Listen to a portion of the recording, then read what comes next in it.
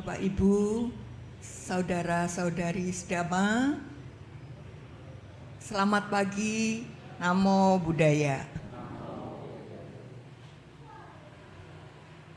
Salam bahagia Bapak Ibu semua yang saya hormati, salam sehat sejahtera. Pada pagi hari ini, izinkan saya mengucapkan selamat Hari Trisuci Waisak untuk Bapak Ibu dan kita semuanya. Masih dalam suasana Waisak ya Bapak Ibu. Selamat Hari Trisuci Waisak. Semoga kita semakin maju dalam Dhamma ajaran Sang Buddha. Terima kasih Bapak Ibu sekalian, Anumodana.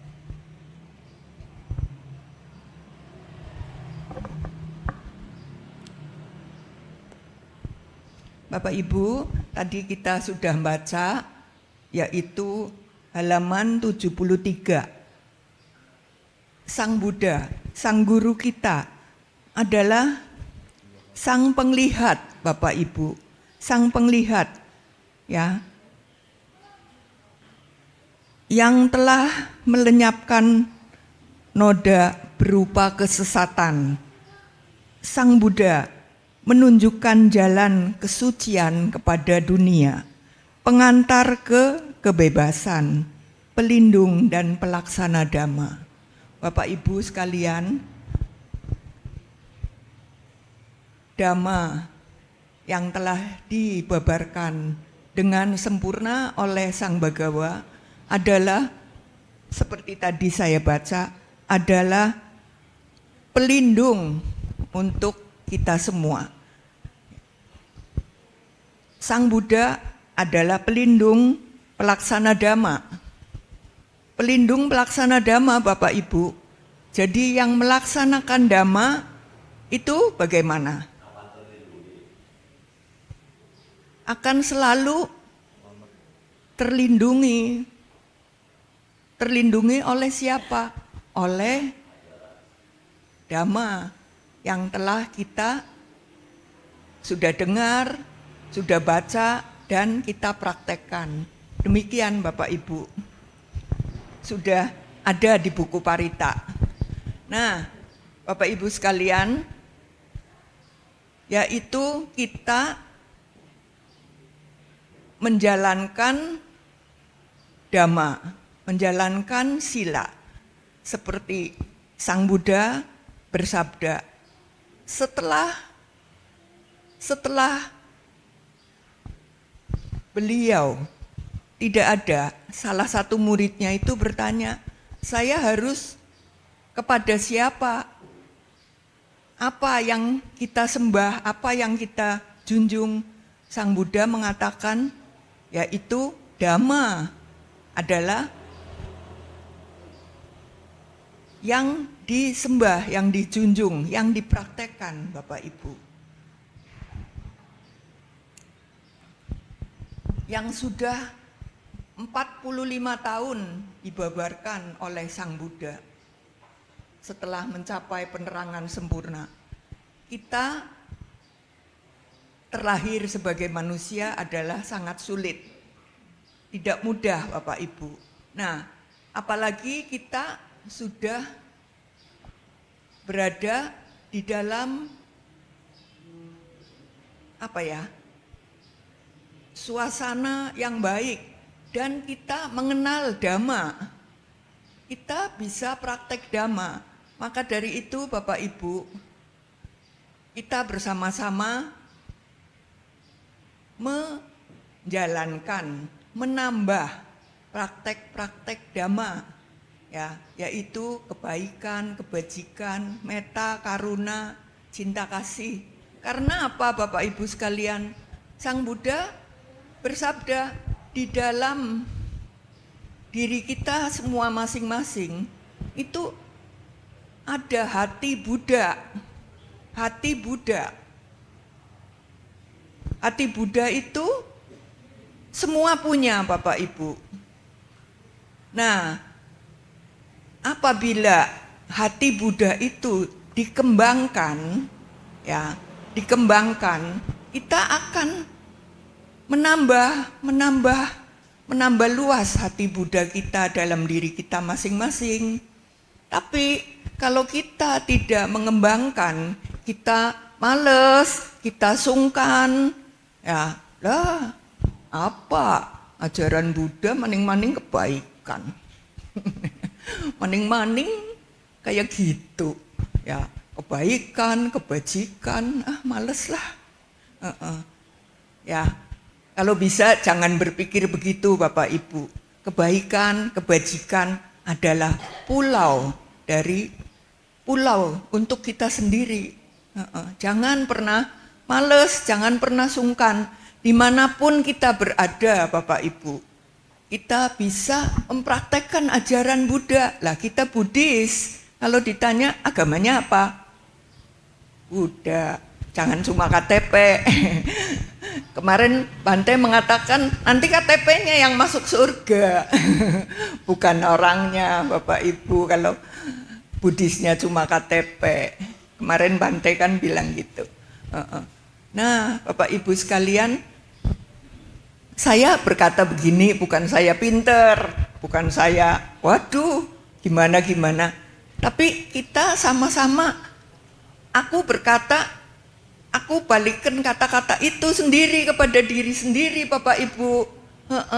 Apakah sudah seperti apa yang saya katakan? Begitu Bapak Ibu. Jadi bukan untuk saudara-saudara sekalian yang saya hormati, untuk saya sendiri juga. Jadi jangan cuma ngomong, tanyalah diri sendiri, sudah belum? Kalau belum ya disadari, kalau belum ya ditambah, kalau belum ya dilaksanakan. Begitu Bapak Ibu sekalian. Jadi seperti kalau ada biku, ya praktekkan sila. Ya, sila untuk kita semua, yaitu seperti yang tadi pagi kita bacakan, 5 sila. Bertekad untuk tidak membunuh, bertekad untuk tidak mengambil, ya mencuri, ya tidak melakukan asusila, tidak ucapan yang tidak benar, ya, tidak mabuk, tidak yang minum-minuman keras Bapak Ibu. Kita 5 sila. Nah, balik lagi Bapak Ibu, sudah belum? Mana yang belum? Mana yang belum ya? Kita saben minggu baca. Tapi kita tanya sendiri, cari sendiri. Mana yang belum ya? Oh iya, saya suka masih ya ngomongnya keras-keras, suka mentak-mentak orang. Ya, kalau bisa diperbaiki Bapak Ibu. Kita semua manusia, masih putu jana. Pastilah nggak luput dari noda batin. Semua ada noda batin Bapak Ibu. Marah, kesel, sengit, benci. Pasti itu ada. Ada semua, ada Bapak Ibu.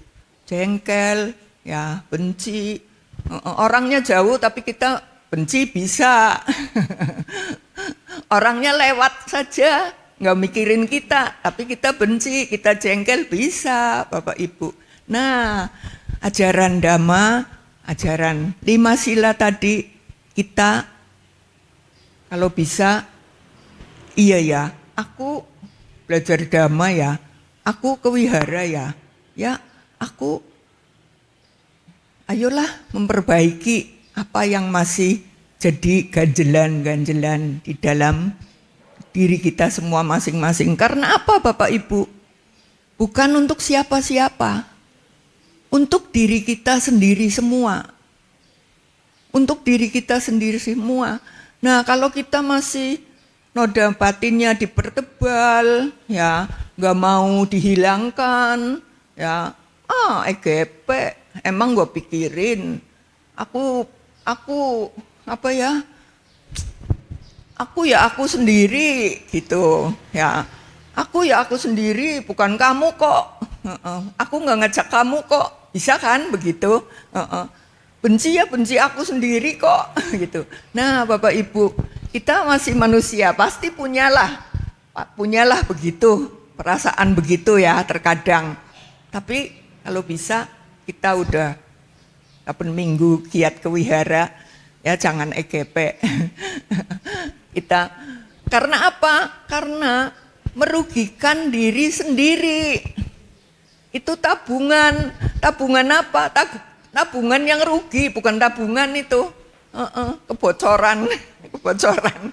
Jadi kalau bocor itu rugi ya Bapak Ibu. Kalau kita enggak sedikit-sedikit melenyapkan kilesa kita rugi Bapak Ibu. Kapan lagi kita mau belajar? Kapan lagi kita mau praktek dhamma? Kita mau hidupnya berapa tahun? Yang masih muda-muda ya, yang masih muda-muda oke. Ya, yang sudah setengah muda, setengah tua ya. Kapan lagi Bapak Ibu? Ya, kita nggak tahu kapan kita dijemput. Jadi kalau udah dijemput udah telat, udah terlambat.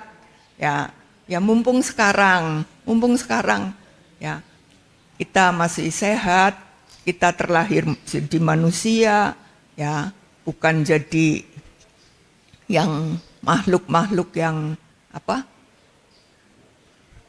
di bawah manusia. Kapan lagi Bapak Ibu? Kalau kita nggak sekarang, nanti kalau udah tambah deket, ya seperti kita menyanyikan, kita renungi, kita akan menjadi tua. Ya, seperti saya udah tua. Kita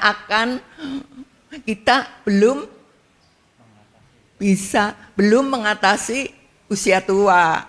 Ya, sudah usia tua apa Bapak Ibu? Mengatasi sakit, penyakit. Nah, yang kita nyanyikan bersama-sama tiap hari. Kadang-kadang. Tapi itu direnungi Bapak Ibu, direnungi. Kita nyanyinya di wihara kan? Ya kalau nyanyi di wihara. Tapi itu lagu itu perlu kita renungi setiap hari. Kita akan tua, kita akan sakit, kita akan berpisah dengan yang semuanya. Kalau nggak berpisah ya dipisahkan, atau kita yang pergi atau ditinggal pergi. Betul enggak Bapak Ibu sekalian? Nah, itu wajar. Nah Bapak Ibu, itu wajar. Kita akan mengalami kematian, itu wajar. Tapi semuanya wajar. Biasanya kan aduh sakit, mati. Tidak ada yang tidak takut. Betul enggak Bapak Ibu? Tidak ada yang mau. Tidak ada yang mau sakit, mati, mau. Enggak ada. Tapi itu kan proses. Kita nggak bisa menolak. Seperti kita kalau membaca di mana? Rumah duka. Tidak ada yang bisa menghalangi pasukan bergajah, mantra, atau harta. Itu nggak ada yang bisa menghalangi kematian Bapak Ibu. Nah kita takutlah kalau mati. Takutnya kenapa? Nggak tahu kita mau kemana Bapak Ibu. Kalau mati kan kita nggak tahu kemana. Kalau dari rumah ke wihara kita tahu jalannya. Tapi kalau sudah mati kita nggak tahu mau kemana. Nah itu yang jadi kita takut Bapak Ibu sekalian. Tapi kalau menurut Dhamma, banyaklah berbuat baik. Banyaklah menjalankan sila. 5 sila Bapak Ibu. Ya. Terus yaitu apa? Dana, sila, meditasi. Nah, meditasi itu Bapak Ibu, ya. Itu penting sekali. Untuk apa? untuk tabungan apa? Nanti kalau kita saatnya diparani, saatnya kita dijemput Bapak Ibu. Kalau kita sering melaksanakan meditasi, itu batin kita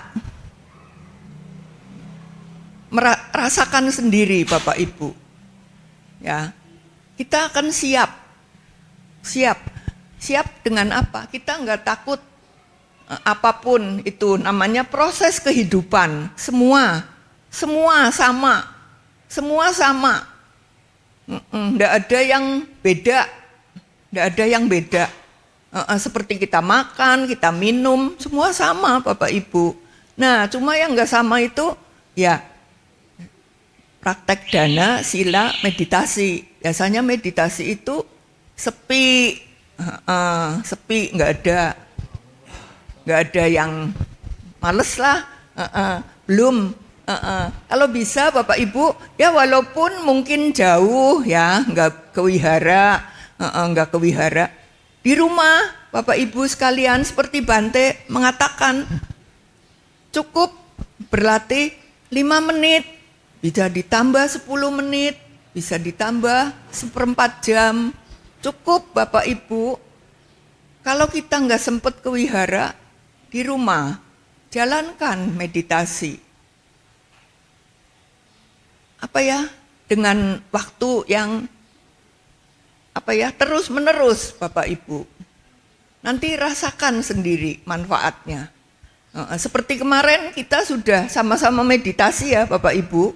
Di kapan? Detik-detik Waisak.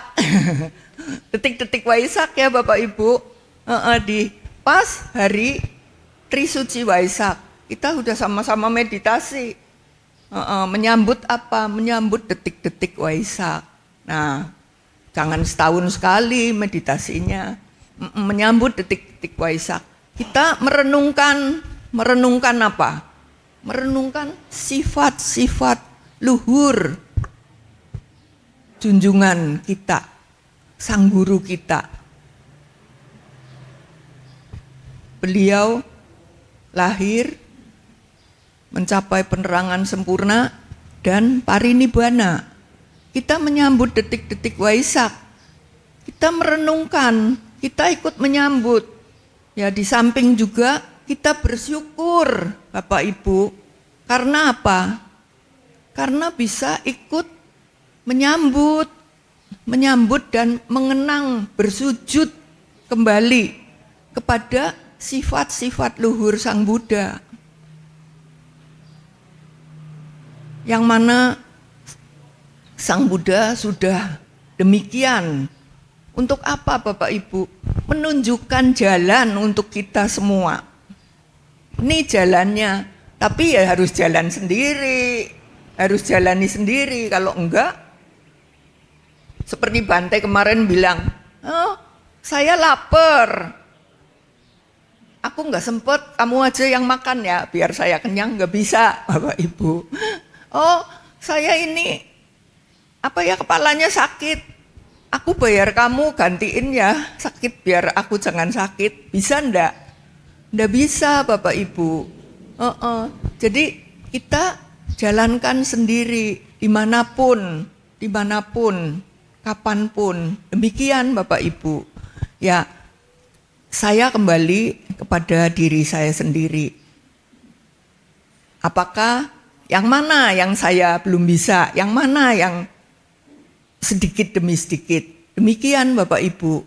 Sama-sama kita masih manusia biasa, tentu tidak luput dari kekurangan. Tapi jangan dimanjakan. Lah wong manusia pasti ya kurang. Lah wong manusia ya pasti begitu. Nah, kalau bisa itu dikurangi sedikit-sedikit Bapak Ibu. Kita bertekad melatih diri untuk menjalankan dhamma. Gitu Bapak Ibu. Kita jangan EGP, jangan ya wis lah pokoknya teka maning wihara. baca balik ya wis, jangan balik ya wis, engkau minggu maning, kalau bisa ndak begitu Bapak Ibu ya, ngomong-ngomong, kira-kira apa ya, mana yang kurang ya Bapak Ibu? Maaf ya, ini hari sebetulnya Pak Munarso yang ngisi, tapi Pak Munarsonya sedang tugas ke Temanggung, ya tugas atau ada apa ya keperluan ke Temanggung. Jadi, aduh saya lupa dong Bu Endang ya, Bu Endang yang ngisi. Saya lihat tadi jadwalnya. Waduh, ini saya lupa ini bikin jadwal nggak ada namanya Bu Endang. Yang jadwal yang kemarin itu, aduh, lagi repot. Ya sudah. Jadi saya bingung. Ya sudahlah, saya saja sebisanya ya Bapak Ibu. Apa? Bapak Ibu, selain itu saya punya cerita. Cerita ini sumbernya dari Master Cheng Yen. Punya cerita. Tadi, ayo kita bersama berbuat kebaikan ya Bapak Ibu. Ini cerita tentu saja kebaikan, kebajikan, jangan bosen ya Bapak Ibu. Kalau kita nggak ngisi kebaikan sekarang, kapan lagi? Apa mau diisi yang tidak baik? Nanti dapatnya apa? Kalau tidak baik kan dapatnya derita. Kalau kita mengisi dengan kebaikan, dapatnya apa Bapak Ibu? Kebahagiaan. Kebahagiaan bukan untuk siapa-siapa, bukan untuk payantotan, bukan, ya untuk sendiri. Gitu Bapak Ibu sekalian. Nah, ayo saya punya cerita. Ini ceritanya Moggallana membimbing adiknya, Bapak Ibu. Moggallana membimbing adiknya.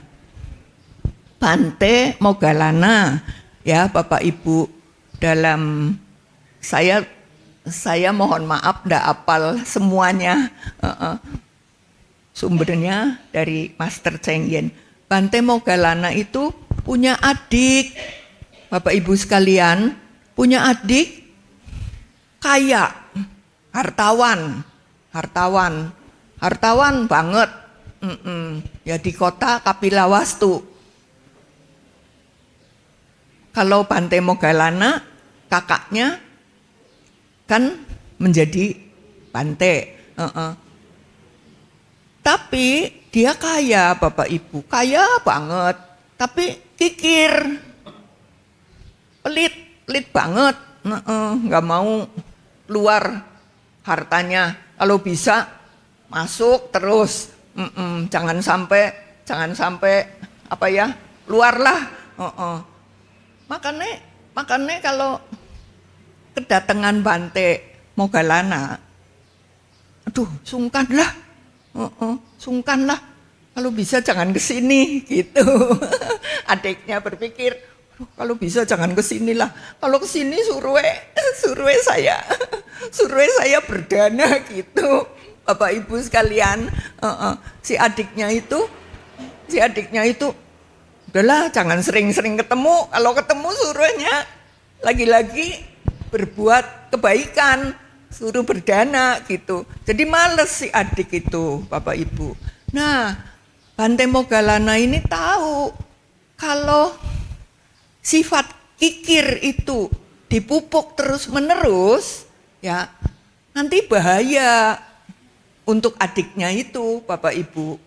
Nah, Bante Moggallana ini jadi berpikir, ya sudah, kalau begitu Bante mengetahui, dia segen begitu. Ya sudah, Bante ganti arah. Ganti arah. Bante bilang, saya mau datang, gitu. Saya mau datang, mau bercerita, mau mengabarkan supaya hartanya bisa lebih banyak. Supaya hartanya bisa lebih banyak itu gimana? Mau ngomong sama adiknya begitu, Bapak Ibu. Nah, si adiknya itu, ini kok beda?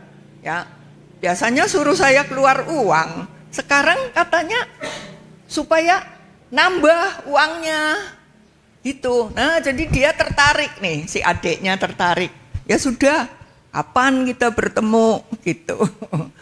Akhirnya Bante Moggallana datang. Sudah dituturi sama Bante Moggallana. Dibilangi, harta kamu bisa tambah banyak. Bukan di sini saja, nanti di kehidupan yang selanjutnya.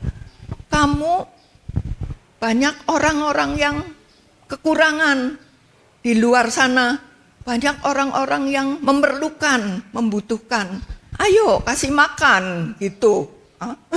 Kok kasih makan lagi? Bukan, enggak pernah kasih makan. Ya.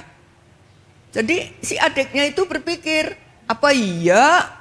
Gitu. Ya, apa iya? Iya, kalau kamu melaksanakan ya apa yang saya omong, nanti kamu coba periksa hartanya lagi. Nanti bisa bertambah gitu. Nah, jadi dia mau, Bapak Ibu, si adiknya itu ya, dia sedia makanan ya, orang-orang yang perlu, yang kekurangan itu, ayo dikasih makan berdana gitu. Setiap hari kasih makan. Orang-orang pada seneng ya, pada seneng. Ininya adiknya juga meliatin orang-orang pada makan, pada nerima makanan. Dijalankan terus-menerus begitu. Bante Moggallananya seneng ya, karena sudah mendengar ya, sudah praktek gitu. Tapi Bapak Ibu, si adiknya ini, Bante Moggallana kan seneng adiknya sudah praktek. Ya, seneng juga yang nerima makanan itu pada apa? Pada happy. Pada aduh enak ya, kenyang, pada happy ya. Bante Moggallana pikirannya ke situ. Tapi kalau yang adiknya pikirannya bukan ke situ.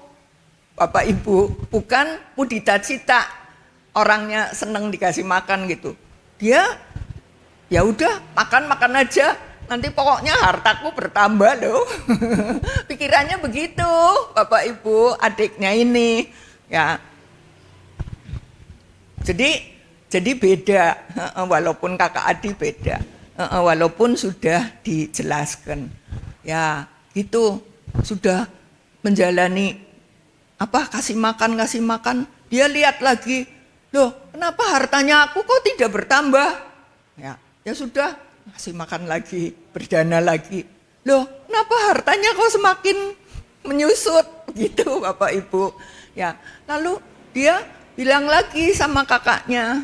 Nah, kakaknya lalu menerangkan bahwa kebajikan yang kamu lakukan ini tidak menyusutkan harta yang kamu punya. Karena apa, Bapak Ibu? Harta batin itu bertambah. Kalau yang harta yang ini kan tidak bisa dibawa. Bante Moggallana memberikan ajaran-ajaran dhamma, ajaran kebajikan. Ya, Bante, ya tentu saja adiknya, oh begitu. Jadi adiknya nurut. Nah sekarang dia berdana dengan apa? Dengan tulus, dengan happy. Setelah berapa kali dikasih tahu sama kakaknya. Demikian Bapak Ibu. Jadi apa? Bante Moggallana itu mengajak adiknya supaya tidak bahaya. Tidak bahaya. Bahaya di mana? bahaya kapan saja walaupun punya harta. Karena apa harta? Api, air, apalagi bumi bisa melenyapkan harta itu. Nah, begitu Bapak Ibu, Bhante Moggallana membimbing adiknya. Membimbing adiknya berhasil ya, berarti berhasil. Mulai saat itu dia mengerti, dia berdana dengan tulus, ya dia juga mempraktekkan ajaran-ajaran Sang Buddha. Bhante Moggallana senang, begitu Bapak Ibu. Terus ini cerita yang kedua, lingkungan, mengenai lingkungan Bapak Ibu. Ini ceritanya judulnya Induk Kambing dan Anak Harimau. Induk kambing dan anak harimau. Pada suatu hari di hutan Bapak Ibu ada harimau. Harimau ini sudah mengandung tua, sudah saatnya melahirkan. Ini awal ceritanya begitu. Saatnya melahirkan, ya tentu saja dia mencari tempat yang aman untuk melahirkan. Begitu Bapak Ibu. Nah, setelah dia melahirkan anaknya, ya, terus dia cari makanan Bapak Ibu.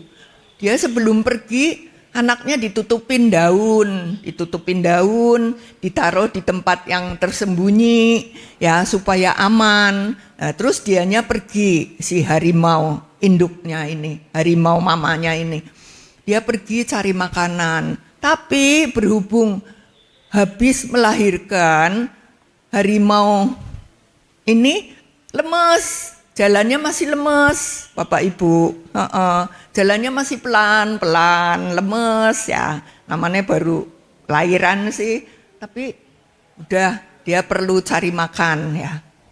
Setelah jalan, di sebelah sana Bapak Ibu ada dua pemburu. Ya, pemburu itu tahu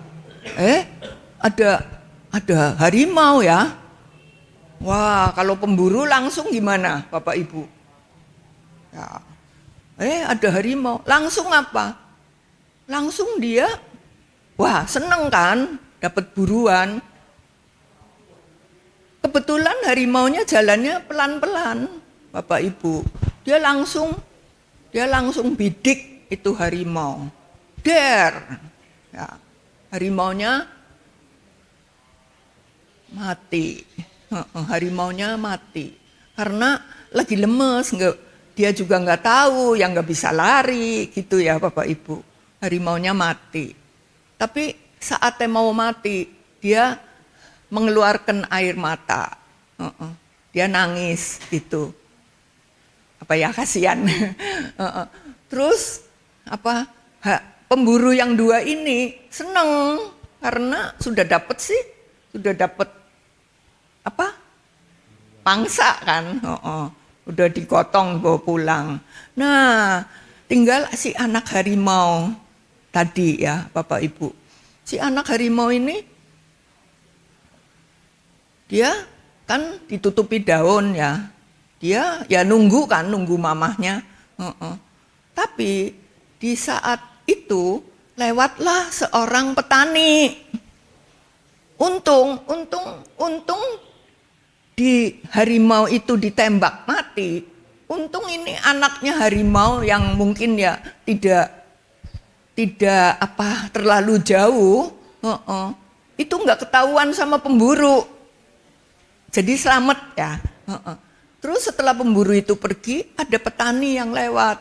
Petani yang lewat itu, loh, kok tahu pas lewat itu ada harimau kecil lagi glosor gitu.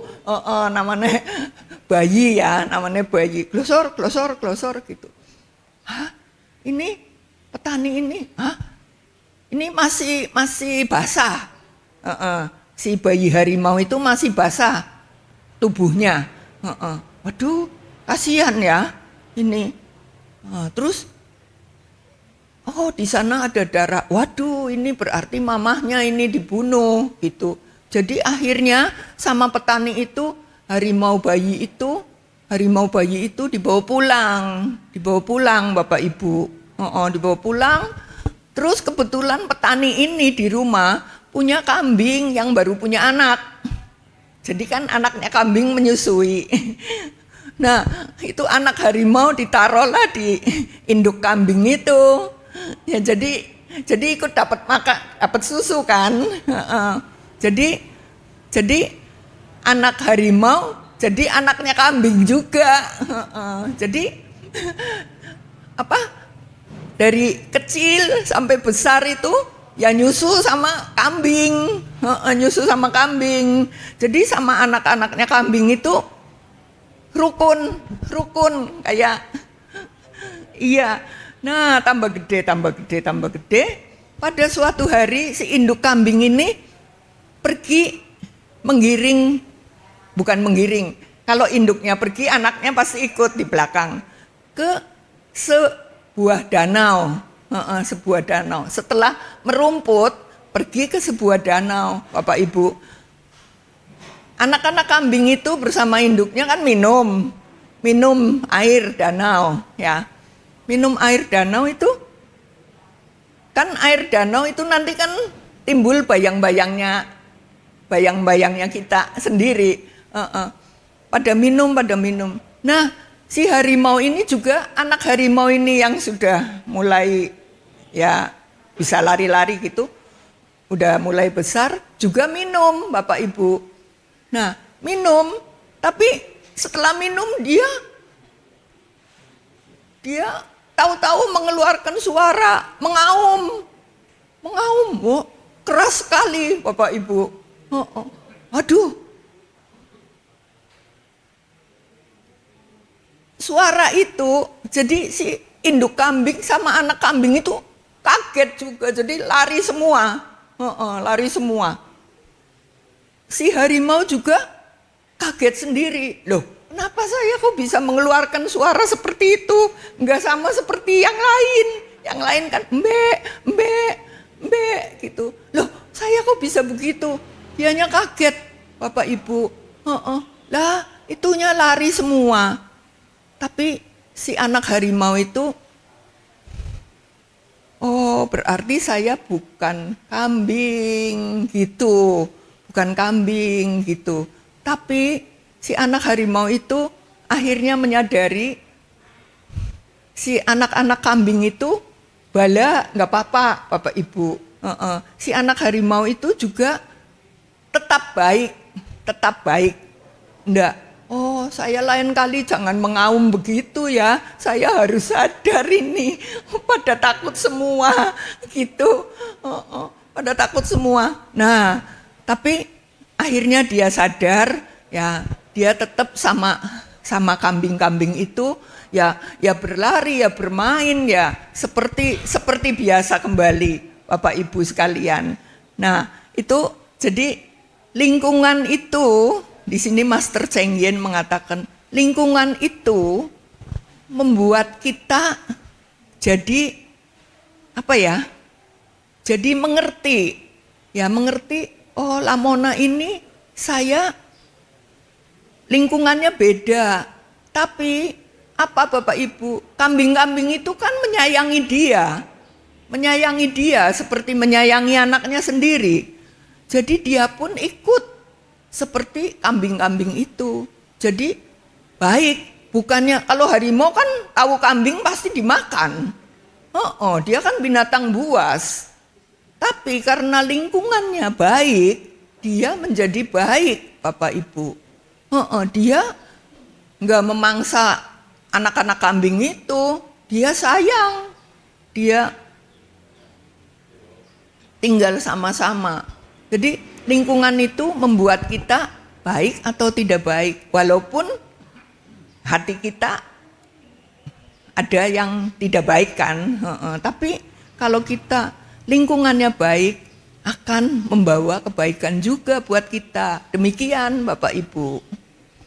Jadi harimaunya itu ya tetap baik. Dia enggak memangsa kambing-kambing itu, tetap seperti semula. Satu lagi ya Bapak Ibu, menarik gerobak api, menarik gerobak api. Bapak Ibu sekalian, apalagi kita manusia, sang guru kita pernah pada satu kehidupannya dalam cerita ini, pernah pada satu kehidupannya itu terjatuh di alam neraka. Di alam neraka Bapak Ibu. Nah, di alam neraka itu, pada satu kehidupan itu, beliau mendapat hukuman menarik gerobak api. Menarik gerobak api. Jadi gerobak api itu ditarik ya, pasti aja gerobaknya ya kan panas ya Bapak Ibu. Tangannya ya yang buat menarik ya panas, nempel aja panas. Ya, tapi jadi di alam neraka itu gerobaknya ada pegangannya dua, satu Sang Buddha pada kehidupan yang lampau, satunya ada temennya, bukan temen, maksudnya orang lain. Jadi gerobak api itu ditarik oleh berdua. Ditarik. Yang temennya, maksudnya yang satunya itu, aduh, nangis, ya, nggak kuat, dia mau melarikan diri, ya, nggak kuat, nggak tahan, dia mau melarikan diri. Tapi sama penjaga neraka, nggak bisa lari, ayo balik lagi, begitu lagi. Dia nangis, dia balik lagi, dia narik lagi. Dia pingsan, si orang yang satu ini pingsan, terus disiram air sama penjaga neraka, disiram air, hidup lagi, narik lagi, terus begitu terus, nggak ada pol-polnya. Kalau di neraka tuh Bapak Ibu, makanya jangan lupa kebajikan, jangan lupa kebajikan kalau kita nggak mau masuk ke alam yang apa ya. Nah, ditarik, pingsan, jatuh, disiram lagi, mau lari, ditangkap lagi. Ya, nangis itunya. Tapi ini Siddhartha Gautama pada kehidupan itu di neraka, dia jadi kasihan. Dia lihat ini kasihan. Dia kasihan. Aduh, kasihan ya. Walaupun sama-sama sedang menderita Bapak Ibu, dia pun juga narik kan, tangannya juga panas. Tapi lihat ini yang satu itu menderita banget, dia merasa kasihan. Siddhartha Gautama, ya mungkin namanya bukan Siddhartha Gautama, ya pada kehidupan itu. Lalu apa? Melas, jadi akhirnya bersujud sama penjaga neraka. Bersujud, dia bilang, sudah yang narik gerobak saya saja, bebaskan dia. Walaupun sama-sama susah, tapi dia bersujud sama penjaga neraka, minta mohon dibebaskan, saya saja yang narik, saya saja. Lah gimana tuh Bapak Ibu, penjaga nerakanya, waduh jengkel bukan main. Jengkel bukan main, langsung marah. Hah?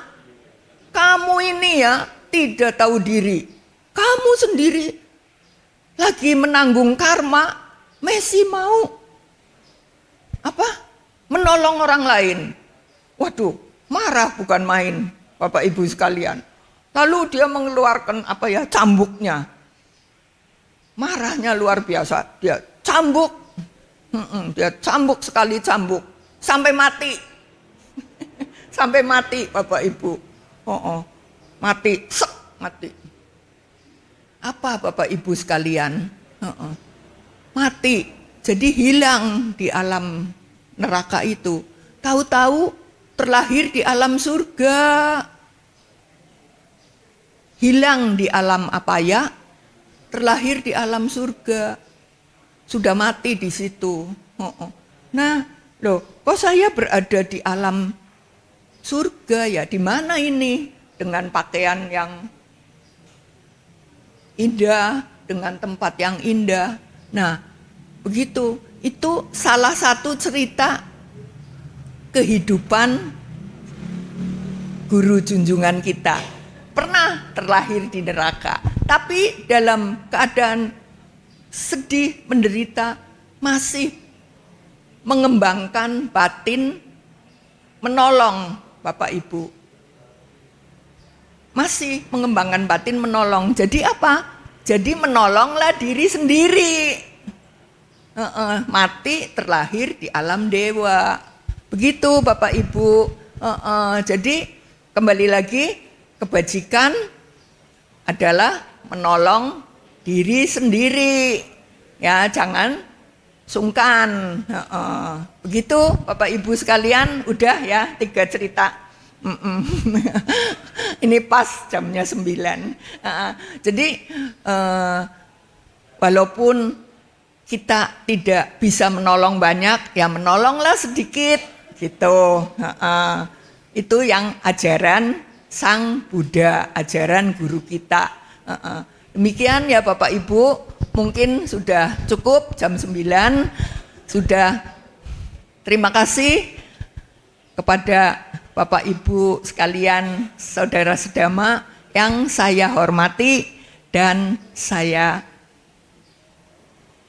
cintai. Sudah mendengar, sudah bersama-sama membangkitkan ingin melatih diri. Ya, terima kasih saya haturkan. Namo Buddhaya.